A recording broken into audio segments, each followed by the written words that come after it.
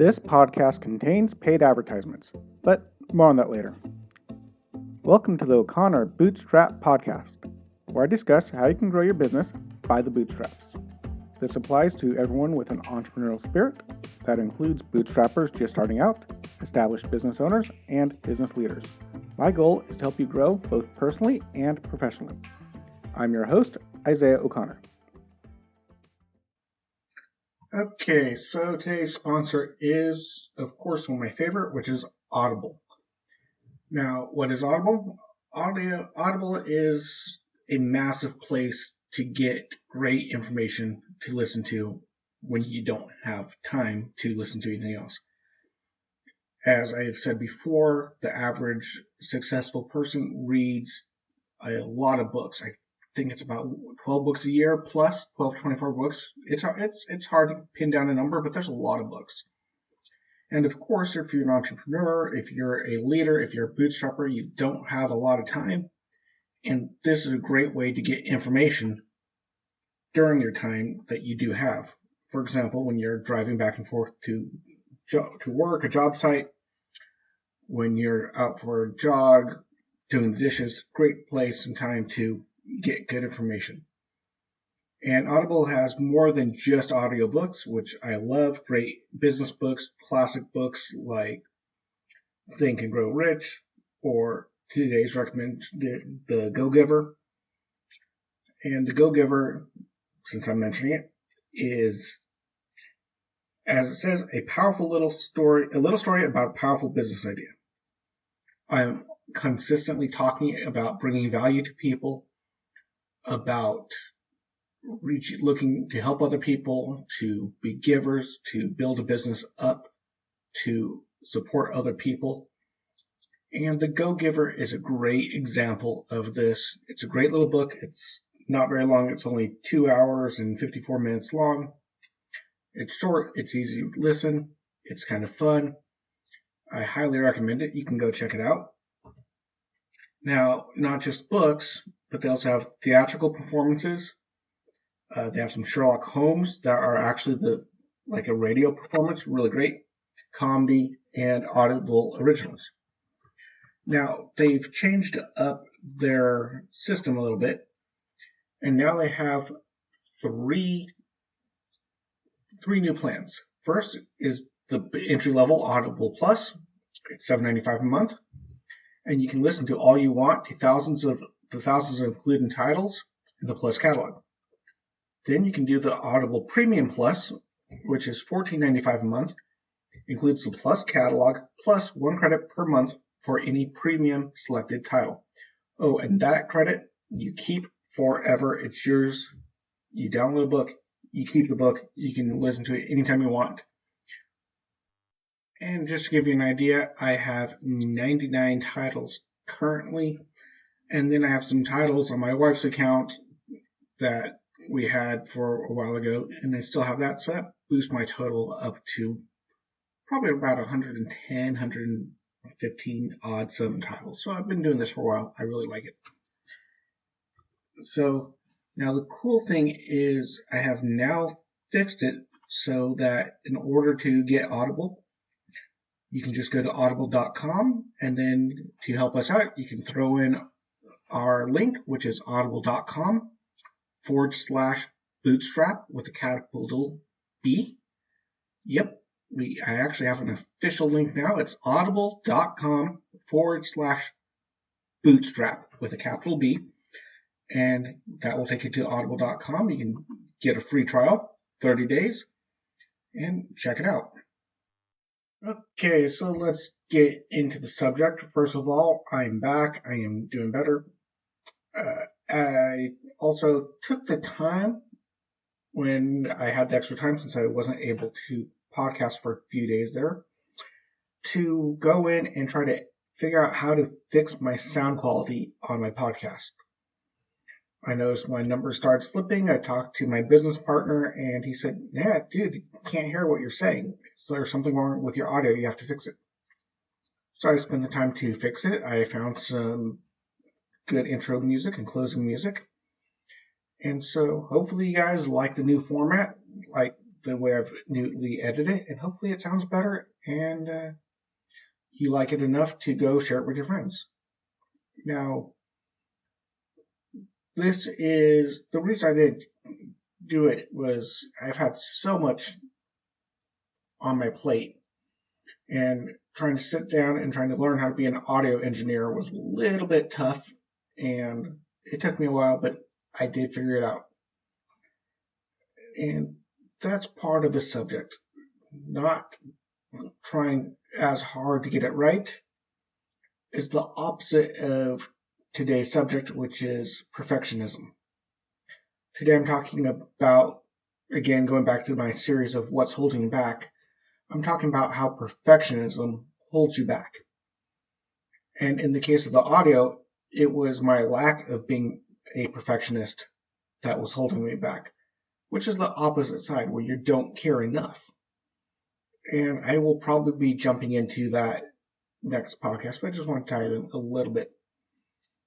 Now, when it comes to balloon people, especially, we can be very, very much perfectionist. A lot of us can. I've posted pictures of balloons and said, hey, y'all, what's wrong with this?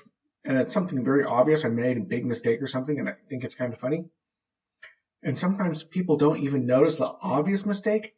Like, hey, that one balloon, that's slightly smaller than the rest. Other than that, it looks fine.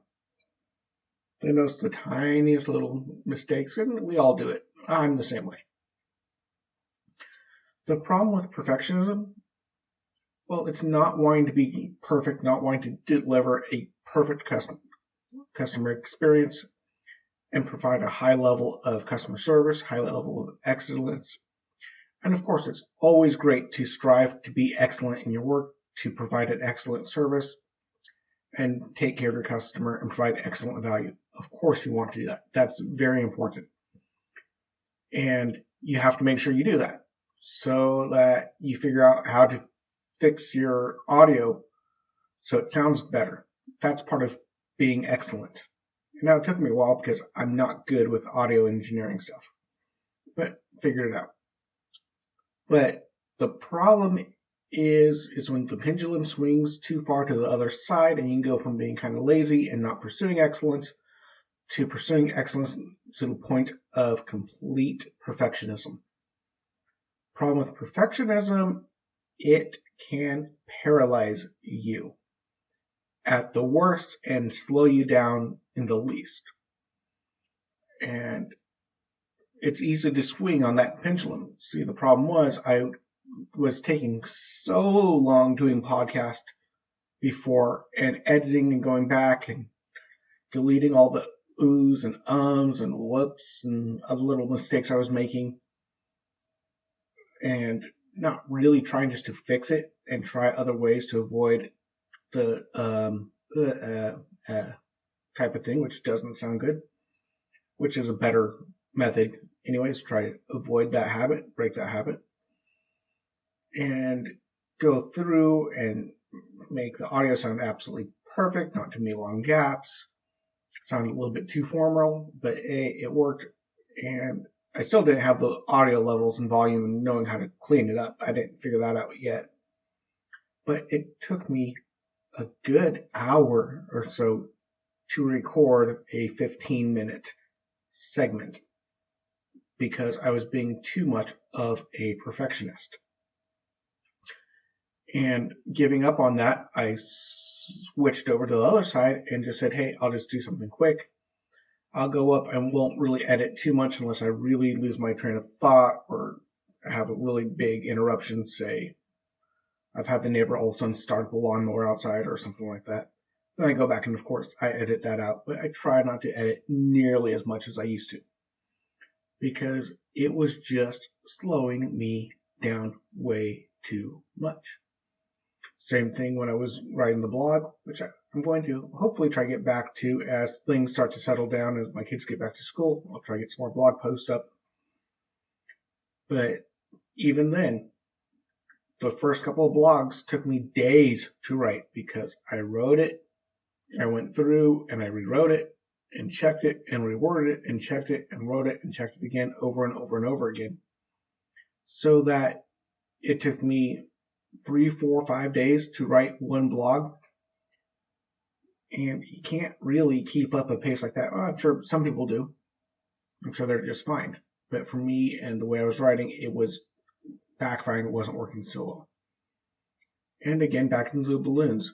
So many times I've spent hours trying to get something so perfect and realizing I was stressing too much. And when I stopped stressing about how perfect I was getting something, but still striving for excellence, still making the best product possible, creating the best creation possible, while still being efficient to cut down the time, it really, really helped speed me up. And speed can be crucial in my business. Customers don't always want you sitting around and talking to them for 2-3 hours while you're setting up balloons. It doesn't always work out that well. Being able to do something quickly, efficiently is better. The faster you can do it, the more on labor you save. The more labor you save, the better, higher the profit, etc. So, yeah, being a perfectionist can really, really mess with you and hold you back. And I'm saying this as a recovering perfectionist. I quite often get almost OCD about things, and I get become so much of a perfectionist, I just come to a complete and total halt. I've done this multiple times when cooking. Another thing, being a perfectionist can ruin your relationship skills in that moment. At least with me, and I've seen it in other people, when you're really, really focused on making something very, very perfect, it's very easy to get grumpy and snappy with anyone that messes you up while you're in the middle of trying to make things better and perfect.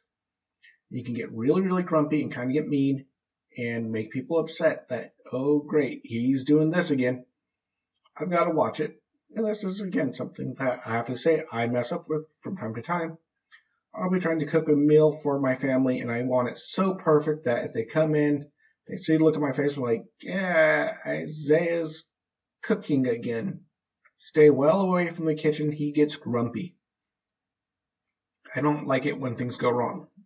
I can be very much of a perfectionist, and it can cause me to take a lot more time. Drive my wife nuts like that. I've worked in several restaurants as a cook, and I've done a lot of cooking for large groups of people. So I like to make my slices of tomatoes and carrots and whatnot really, really perfect and perfectly thin and perfectly the right size, same size, repeated, very, very nice and pretty. I'm not a chef. I'm not a trained chef. I'm just kind of a nerd when it comes to this. I'm a foodie. And I drive my wife absolutely nuts because she says, yeah, it looks nice, but you take too long. Again, perfectionism can get in the way of your relationships. And yeah, it's not good to be able to fight with your wife over how you cut up your veggies. And it's just one of those things, I guess. So how do you fight back against perfectionism? Well, first of all, you need to realize you are being a perfectionist. And you have to take a step back and try to evaluate, am I doing this to make it absolutely perfect, or am I trying to be excellent? And if you realize that you're so focused on perfection that you're taking way too much time than you need, that you're getting grumpy, that your relationships are suffering from it, then perhaps you're being a little bit too much of a perfectionist. And you need to take a break, take a breath, step back, and realize a couple of things. First of all, perfection is nearly unattainable. You can't really get perfect pretty much anything. So once you realize you can't make it absolutely perfect, then that helps. Then another thing is, once you realize that the people that you're making something perfect for, that's another thing I've noticed. If you're making things perfect, it's for you. You may think it's for other people, but it's for you because you're going to be the one that notices the imperfections, not everyone else. Again, you want to be excellent and people really like what you deliver to them. I love delivering a perfect salad that every piece of veggies is kept perfectly nice and perfectly arranged on top of the salad to my family, and they think it's cool. But then they don't care if I have one piece of tomato slice not perfectly lined up with the next. They don't care. They don't even notice. And that's the other thing. A lot of times, the end user of your product or service are not going to notice minor imperfections or flaws that you do because you're obsessed with them. The balloon world, that's a major thing. I've seen and posted myself time after time and time where people say, hey, look at this. It was a hot mess, or this was an utter, total disaster. Oh my goodness, I forgot to do this. This was horrible. I can't believe the mistake I made. But yet, at least the customer loved it. Wow, the customer thought it was the most amazing thing. I thought it was the worst thing I've ever made. The customer thought it was the most amazing thing they've ever seen.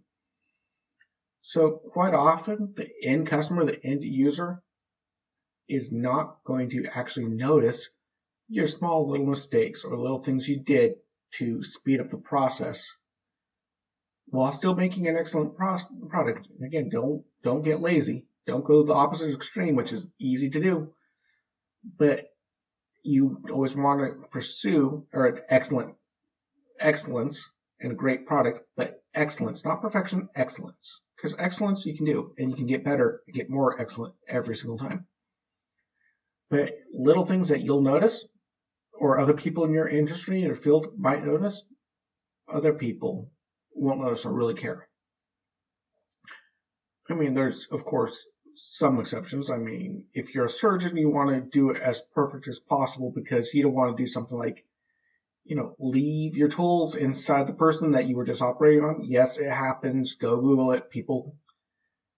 Surgeons get sloppy. They don't try for perfection or excellence. Sometimes they get a little bit lax and they do things like forget surgical sponges and wound dressings and all sorts of things inside people and then sew them up. Yeah. So there's some things you want to be super excellent at, but even then you want to get as perfect as possible and take your time because that's very important. But don't get so focused on perfection because you might miss something because you're focused on one thing, and that's the other thing. And I do believe a lot of these surgeons that do miss things like a surgical sponge, they might be so focused on sewing up the wound or the surgical incision so much that they get a little bit of tunnel vision and they're sewed it up so perfectly and they did such perfect stitches and it's going to leave no scar, a very small scar. They don't notice that they're missing a sponge because they're so focused on it. And I've done that same type of thing too, where I've focused on making one part of something I was focused on so perfect, I messed up other parts and had to go back and fix it over and over and over again. So yeah, it's another thing that can hurt you. So you got to realize most people are not going to notice your slight imperfections in what you do. Now, slight imperfections, not completely lazy slacking off, but slight imperfections. If you're a baker baking a cake and you're doing flowers, if you do one flower leaf that's slightly smaller than the rest, I guarantee you, the party guests are not going to be noticing. The bride and groom, all they're going to be thinking about is shoving that cake into each other's face or being gentlemen and a lady and not smashing their face. But they're not caring about the cake so much that one little tiny imperfection, you notice, they're not going to care. They're just going to be eyes for each other. And yeah, it's a great cake, and other people like the cake, and they spend a lot of time choosing the cake, of course. But in the end, the slight little imperfections that drive you crazy, they're not going to notice. They're not going to care. And realizing that most people are not going to notice your small little mistakes will help battle your perfectionism.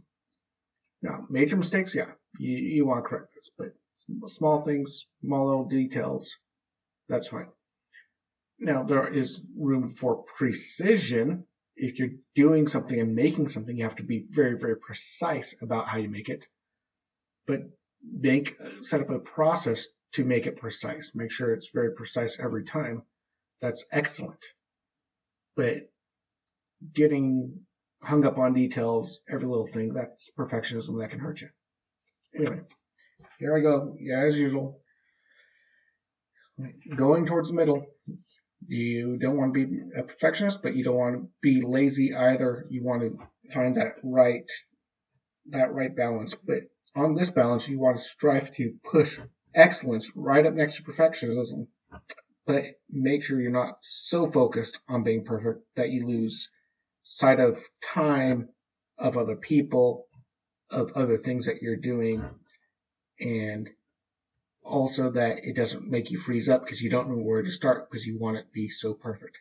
And that's my last point, is often when you're a perfectionist, you freeze up completely and you don't do anything at all because you're trying to plan out how to make it perfect. I've done that so many times. I've had jobs where I spent 2 hours just trying to figure out what the heck I was going to make because I wanted it to be perfect. And I didn't know what to do or where to start. And I just sat there completely frozen for about 2 hours just going, what do I do now? Maybe, no, it's not good enough. And these just ideas running through my head trying to find the perfect one and not doing anything about it. And that, again, can really hold you back because it can bring you to complete and total halt. Or you won't give out the finished product or not sell it if you're being a perfectionist about it. The legend is that Leonardo da Vinci carried the Mona Lisa with him ever since he started working with it up until the day he died, and he kept working on it because it wasn't perfect enough. And of course, it's one of his most famous paintings, and he never sold it. He kept it because he was being a perfectionist about it, and it's only the way it is now because he died and couldn't go and change it anymore. Again, not sure if that story is absolutely 100% correct, but to quote Mike Rowe, that's the way I heard it.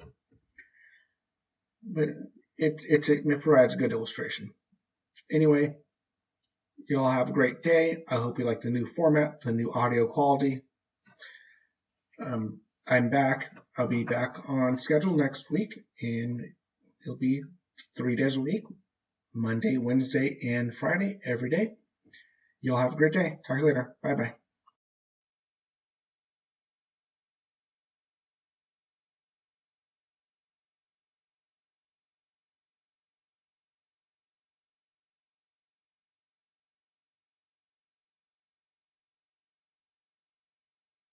If you found value in this content, please leave a comment and give us a 5-star rating on whichever podcast platform you use. We're on Apple Podcast, Spotify, Google, and most other podcast platforms. If you would like to support us, you can check out our sponsor links, or if you'd like to support us directly, you can donate or join our membership program at buymeacoffee.com/bootstrap. Of course, it really helps when you share these podcasts with your friends as well. If you'd like to interact with me and other bootstrappers and leaders, you can join us over at our O'Connor Bootstrap Podcast Facebook group. You have been listening to the O'Connor Bootstrap Podcast, an Atheoz Business Solutions podcast. For a companion podcast, the Atheoz Business Podcast, which is hosted by Jason St. Clair, past episodes and related blogs, please check out our website at www.atheoz.com, which is at www.atheoz.com or theoz.com.